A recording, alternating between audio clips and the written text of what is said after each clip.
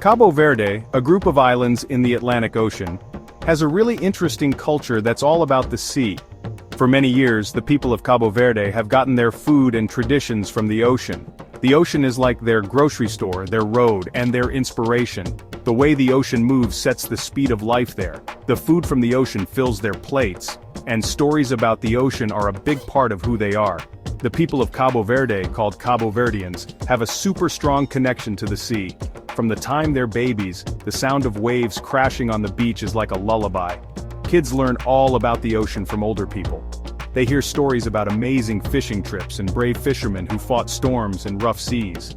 The ocean isn't just a place to get food for Cabo Verdeans, it's a big part of their history and traditions. Their songs and dances often show people fishing, celebrating how brave and skilled the fishermen are. Every year, they have fishing festivals on different islands. These festivals are full of music, food, and celebrations, and they show how important fishing is to them. Cabo Verdean fishermen are famous for knowing a lot about the ocean and for being clever in using traditional fishing ways that have been passed down for hundreds of years. Their methods, perfected over time, show a deep respect for the ocean and the creatures in it. These ways of fishing are more than just catching fish. They show how smart people are and how they can live peacefully with nature. One way they fish is with a line. A simple fishing line with a hook and bait.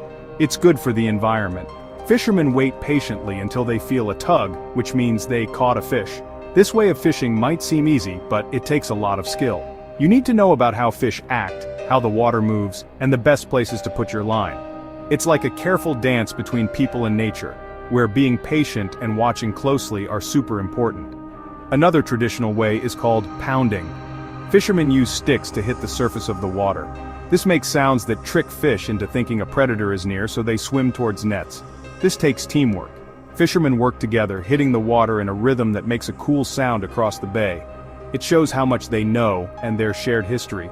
For bigger catches, fishermen use big round nets called purse seine nets. These nets go around a group of fish, and then the bottom closes, trapping the fish. This way of fishing works well, but you need to know where fish travel and how to see small clues from the sea. Fishing is super important for Cabo Verde's economy. It gives food and jobs to many families. The food from the ocean, caught by hardworking fishermen, goes to markets, restaurants, and homes. It's something they're proud of, a sign of their strength, and a big part of making sure everyone has food. The day's catch, often tuna, mackerel, or lobster, is sold fresh at busy markets, giving money to fishermen and their families. Women are really important in this, cleaning, preparing, and selling the fish. The markets are lively, with the sounds of people making deals and the smell of fresh seafood. It's a really cool experience that shows what life is like in Cabo Verde. Tourists, who come to see the beautiful islands and interesting culture, also help the fishing industry. Restaurants cook yummy seafood, giving visitors a taste of Cabo Verdean food. Tourists can also go sport fishing, which is fun for them and helps the local people. But, because they rely so much on fishing, Cabo Verde is affected by problems with fish around the world. Too much fishing, climate change, and pollution are big dangers. Cabo Verde needs to find a balance between making money and fishing in a way that's good for the ocean so they can keep fishing for a long time. Because they know it's important to protect their ocean and traditions, Cabo Verde is trying to fish in ways that are good for the environment. They want to make sure there are enough fish, protect the ocean, and make sure people can keep getting food from the sea in the future. It's tricky, but it's really important for the country. One important thing they're doing is making protected areas in the ocean. These special zones protect important places where fish live and help them grow. This is a smart way to protect the ocean and make sure it stays healthy for a long time.